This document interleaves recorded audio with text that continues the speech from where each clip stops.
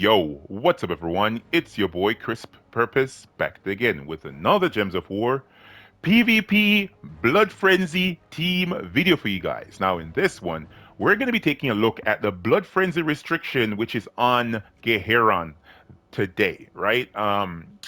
This team consists of the Voiceless Golem. The Voiceless Golem is a Wild Folk construct troop with a 14 mana cost. This was added about 6 months ago, and it's actually a decent way of issuing out a particular status effect. Let's take a look at the spell here.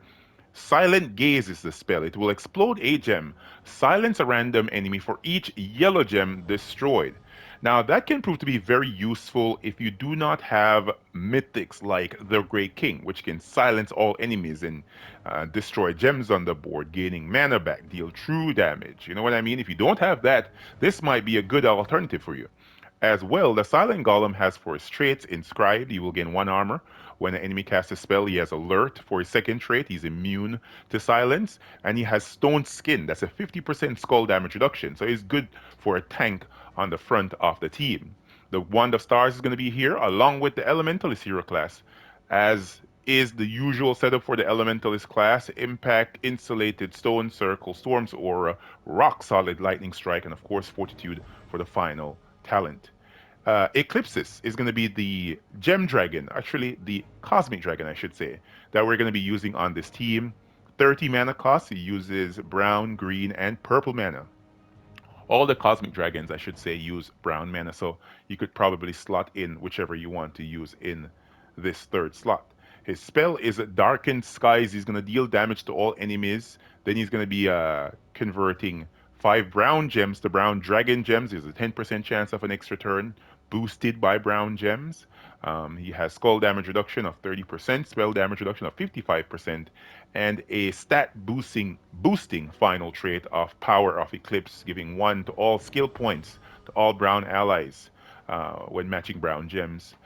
And then Soothsayer is going to be at the back of the team. This troop has become a lifesaver to some extent, right, in these different restrictions. The brown restriction particularly, not so much the green restriction, because of course in green you're going to have Leprechaun. But here in the brown restriction, he has the ability to be empowered because of his final trait if you have him fully traded. And he has the ability of destroying a row and a column based on the purple gem that you select, and you give 1 to all stats to all other allies. He has a brown link, which is a stone link, in his traits. All right, let's take a look at the banner here. The banner is the Eagle banner from the Stone Song Airy faction. This is a +2 on brown, +1 on yellow. Then we're minusing purple. Purple is not so important. But yeah, the main focus of this is to cast the Voiceless Golem, silence the enemies at the start of battle, and then move on by casting your what's his name? Eclipsis. All right, let's see where we can target down a gem here so that we can get some mana to the troops. All right, let's do here. Not gonna worry about it that much. How is his 1 spell ready already? Oh, he's using Tidecaller. Isn't that something? Players are using Tidecaller now? That's weird. Maybe I get completely destroyed here. You never know. But I'm gonna try nonetheless. All right, let's match this. Let's see if we can pick up a nice big old silence right here. Let's silence the hero. We got him. Got him. Got him. All right, let's see if we can match some more gems. Very good.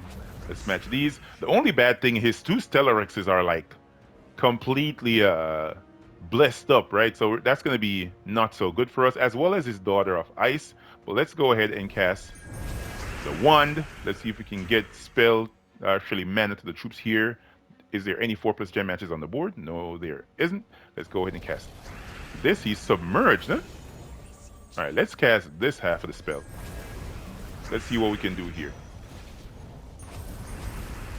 Right, so now we have them in a position where we can actually make them all silent. So let's target this. We have 3. We actually silenced 3 enemies right there. Now we're gonna cast the wand again on the first half of the spell for the wand. Can we silence all of them? Yep, all silenced. All right, let's cast the Eclipsis now for doing damage. Now we don't have to really worry, right, about what the enemy troops are going to be doing, because they are completely stunned and frozen and silenced. You can just go ahead and deal the damage. Nothing more to worry about. All right, let's cast this. There we go. It started off a little bit tedious, but you guys can basically see the pattern here. If you don't have the Grey King, the Voiceless Golem can help you out a lot in these battles by silencing the enemy troops, especially if they're not using a class that's immune to silence. And even if they are, the Elementalist class is able to stun them, and then you can just have your way with them in whatever way you see fit. All right, let's match this giant purple right there. Now we're going to need to silence all of these enemies. Let's go ahead and target this area here, because when you explode a singular gem, so for example, we explode this red, we're going to be exploding all 8 gems surrounding it, right? So that's going to allow us to get full team silence once the enemies are not immune to silence. All right, let's go ahead and cast the wand. Almost there. We got mana to the troops now. Still not there yet. I think only one troop on the enemy team is not. Is that sucker? Yeah, let's do that. Let's get that boy silenced, man. We don't need no problems here. We don't need no problems. Let's spam the wand now so as to get mana back to the troops. Just keep on spamming. There we go.